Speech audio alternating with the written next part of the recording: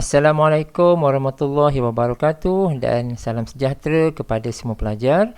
Kali ini kita akan bincangkan pula mengenai satu topik baru, iaitu probability distribution. Di mana dalam topik ini kita akan membincangkan mengenai perkara-perkara berikut: discrete probability distribution, binomial PD, Poisson, continuous random variable dan juga normal distribution. Baik, kita pergi kepada perkara pertama, iaitu pengenalan mengenai random variable. Ia terdiri daripada dua perkara yang umum, iaitu yang pertamanya adalah discrete random variable dan yang kedua adalah continuous. Jadi perkara ini telah pun kita bincangkan sebelum ini ya. So di mana secara ringkasnya discrete itu adalah contoh the number of student. Yang continuous pula contohnya adalah the height of student. Di mana kalau yang continuous ini kita boleh katakan dia mempunyai titik perpuluhan. Contohnya macam tu ya. Baik, kita lihat beberapa contoh lanjutan daripada yang perkara di atas tadi. Berikut adalah contoh tentang discrete ya, discrete random variable. Misalnya the number of houses, the number of customers. Lagi the number of student who attend the short course, the number of books need to return back to the library. So macam ni. Ini adalah discrete ya. Sementara yang continuous pula, kita lihat berikut adalah some example for the continuous random variable: the height, the time, the price, the expenses. Okay. So, jadi kita perhatikan dekat sini, secara ringkasnya kita boleh lihat jika dia adalah suatu continuous, maka dia ada titik perpuluhan. So, macam tu.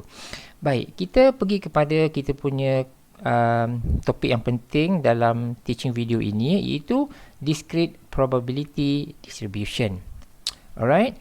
Baik, saya akan tunjukkan handout ini, yang ini, untuk kita buat ringkasan, iaitu membincangkan mengenai discrete probability distribution. Baik, ini adalah dia punya ciri-ciri dia, sifat-sifat dia.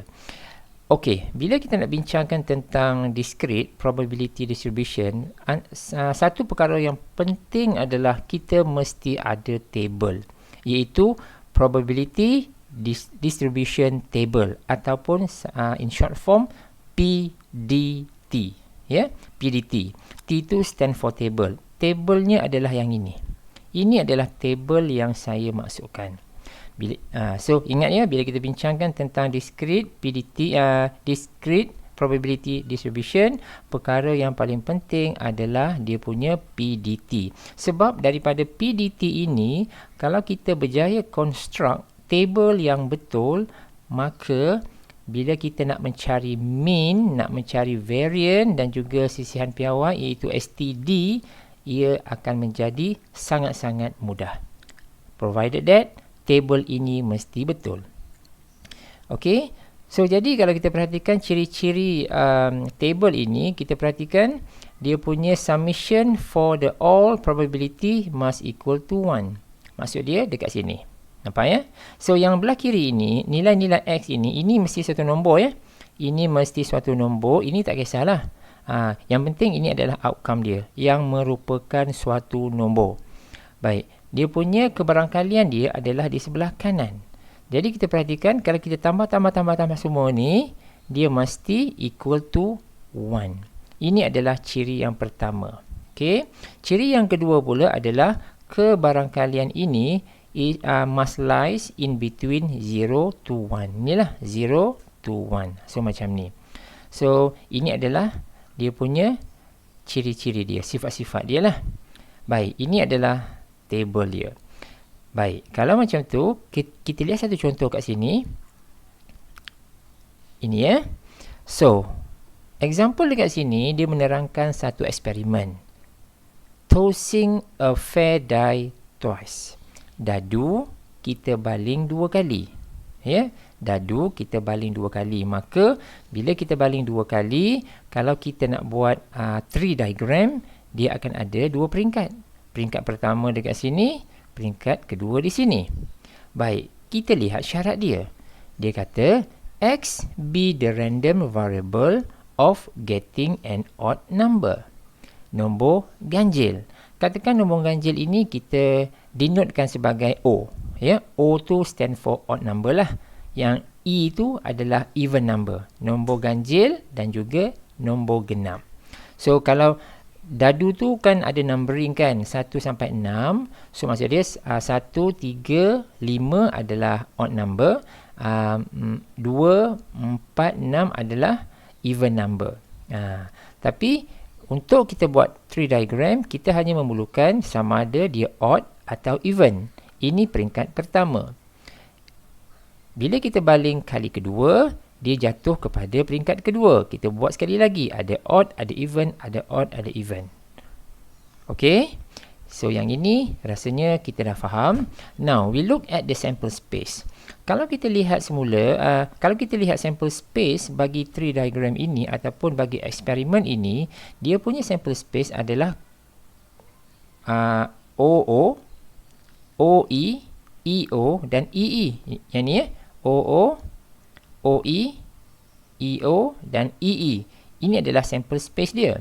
Tetapi sample space ini sebenarnya kita boleh jadikan dia outcome. Tetapi ini bukan numbering. Cuba kita lihat PDT tadi. Sebentar. Nampak tak? Bila kita nak buat table, ini adalah outcome dia. Tapi outcome dia mesti numbering. But based on this sample space ini bukan numbering dia. Ini bukan numbering. Ini adalah dalam dalam alfabet. Jadi kita kena ikut dia punya syarat dia. Dia kata nak dapat odd number. Bila nak dapat odd number, kita kena hitung. So ini ada 2. So kita buat 2. Ini ada odd number, ada 1 sahaja kan? 1. Ini ada 1 dan ini kosong. So, dari sini, bila kita nak buat PDT, kita perlu nilai-nilai ini. Kita perlukan kosong, kita perlukan 1 dan kita perlukan 2. Boleh? Based on this, baru kita boleh buat PDT. Ini dia PDT. Ya? So, dia punya outcome dia punya X dia adalah 0, 1, 2. Walaupun ini repeat kan, kita buat sekali saja. So 0, 1, 2. Jadi dia punya probability adalah 0 adalah 1/4. Boleh Pasal dia ada 1, 2, 3, 4 kan. Ada 4 dekat sini. Dia punya bilangan dia ada 4. So sebab itulah 1/4. Yang 1 ni pula, yang ini dia ada 2 kan. 2 per 4. 2/4 dekat sini. So, is equal to 1/2. Yang 2 pula ada sekali saja. So, 1/4. So, inilah dia table yang kita perlukan. Ini adalah PDT. So, ini kena betul. So, kalau ini betul, kita tak akan menghadapi masalah yang besar untuk mengira mean, variance ataupun standard deviation. Baik, saya ingin merujuk kepada table ini sebab dah halang-halang kita buat macam ni.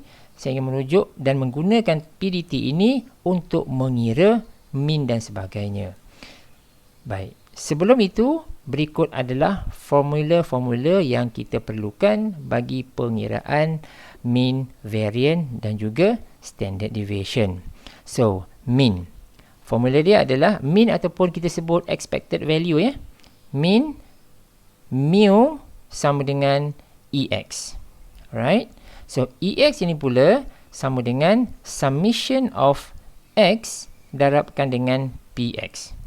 Ini rumus bagi mean. Nanti kita tengok hubung kait dia dengan PDT ni sangat mudah sebenarnya.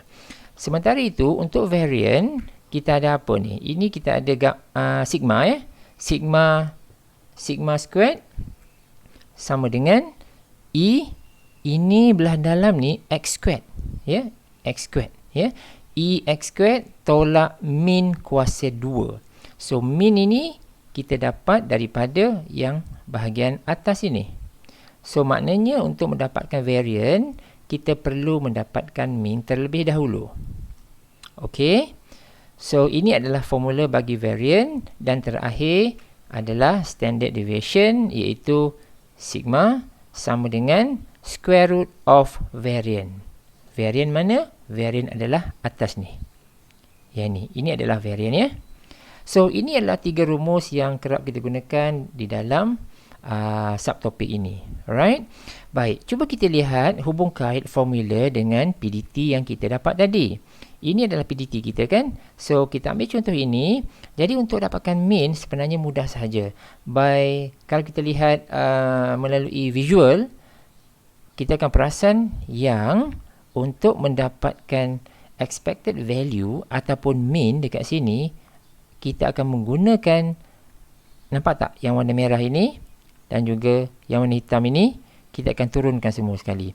Nampak tak? Kosong darabkan dengan 1/4 tambah 1 darabkan dengan 1/2 tambah 2 darabkan dengan 1/4. Nampak tak? Saya turunkan semua sekali.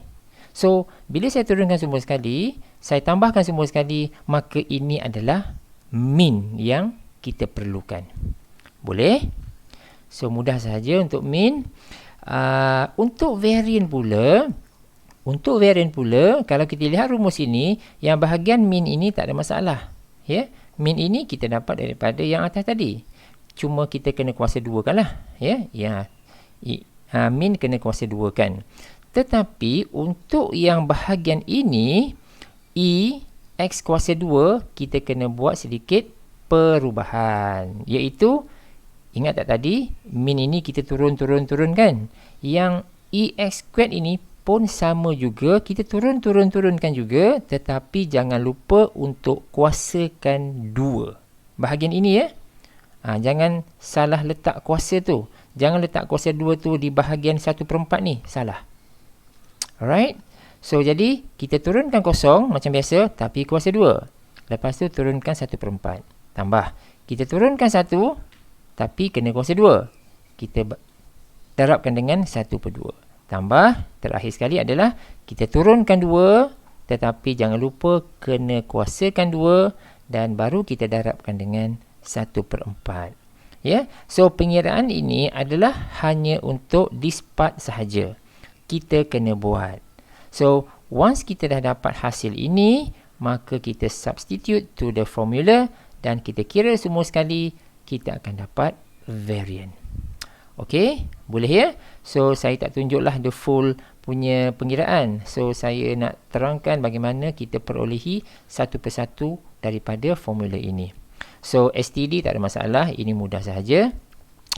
Baik, another part, kalau kita ada PDT ini, sebab dia banyak bentuk soalan yang boleh kita tanya daripada PDT yang terhasil. Misalnya kalau kita ada PDT yang ini kan, table yang ini, katakan kita nak dapatkan yang ini, probability X greater than 0, X besar dari 0.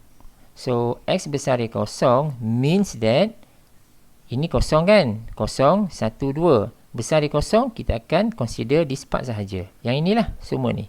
So maksud dia 1/2 kena tambahkan dengan 1/4. Macam ni lah. Macam ni yang ini. So, kita dapat 3/4. Ini satu contoh. Contoh lain, kalau kita guna tabel ini, kita ubah suai sikit. Example ini.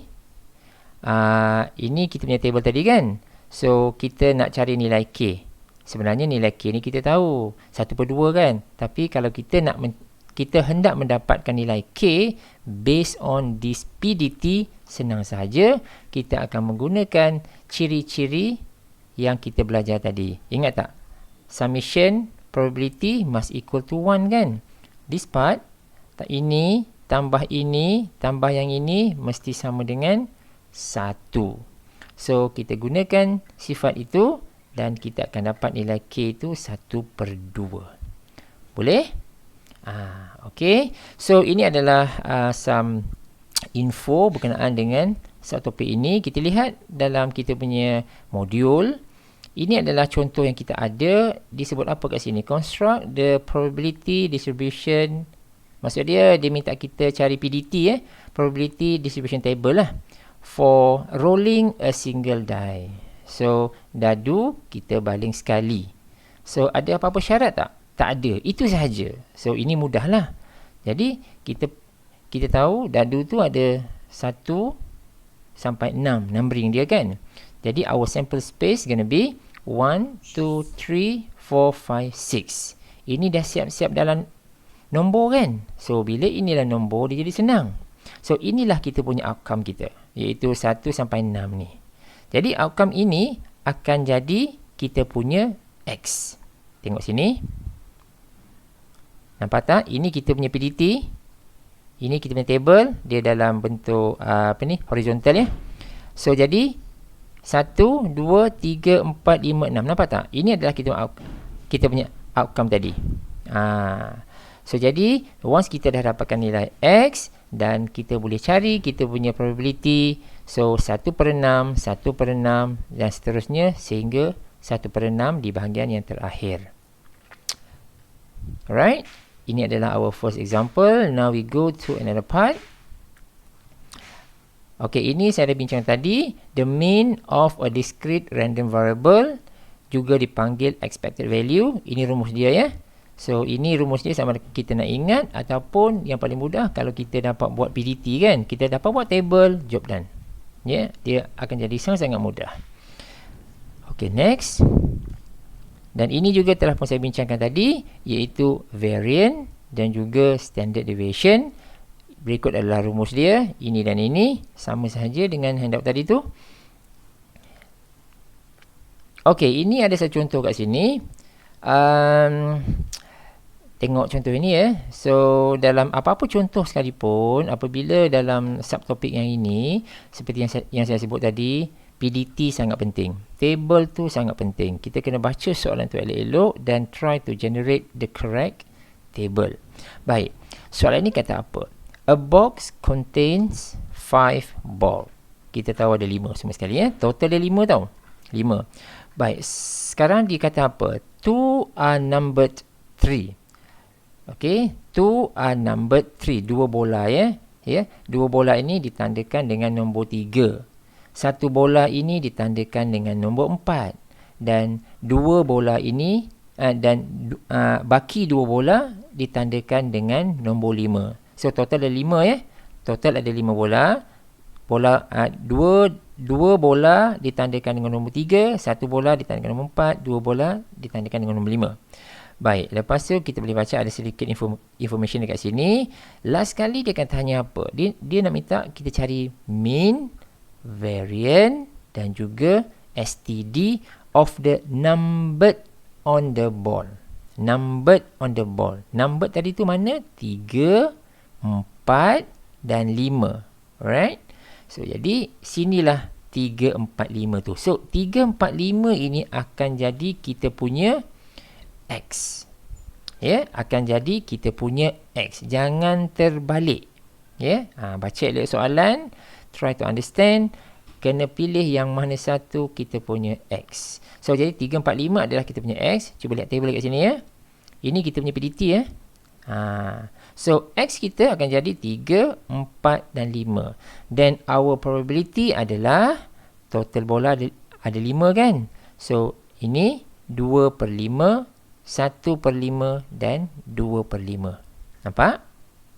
So ini cara kita nak generate PDT. Selepas kita dapat generate the correct PDT, dia nak tanya mean ke, nak tanya variance ke, semua tu mudah. Memang betul kita kena guna rumus, tapi by looking at the table pun kita dah boleh buat kan. Okey, misalnya mean ini. Mean ini summation of x times px, kita turunkan je lah. 3 darab ini ya. 3 darab dengan 2/5 tambah 4 darab dengan 1/5 tambah 5 darab 2/5. That is the mean. Our expected value. Mu lah. Ya. Yeah? So variance pun sama, just be careful. Variance ini dia ada bahagian yang eksponen pula. Ex squared kan. So itu jangan lupa kita kena kuasa 2 kan seperti mana yang kamu nampak kat sini. Nampak So kita nak darabkan 2 ni. Tapi jangan lupa ini kena kuasa 2 kan terlebih dahulu. So 3 kuasa 2 darabkan dengan 2/5 tambah 4 kuasa 2 darabkan dengan 1/5 dan 5 kuasa 2 darabkan dengan 2/5. Just exactly as shown here. Nampak? Ini adalah bahagian yang E X squared. Dan kamu boleh teruskanlah. So, kalau kita dah boleh dapat mean, kita dapat variance, maka standard deviation ni adalah yang ini. Guna saja yang ini. Okay guys, so saya rasa sampai sini dulu teaching video kita. Kita akan sambung dalam teaching video yang akan datang. Thanks for watching. See you in the next video.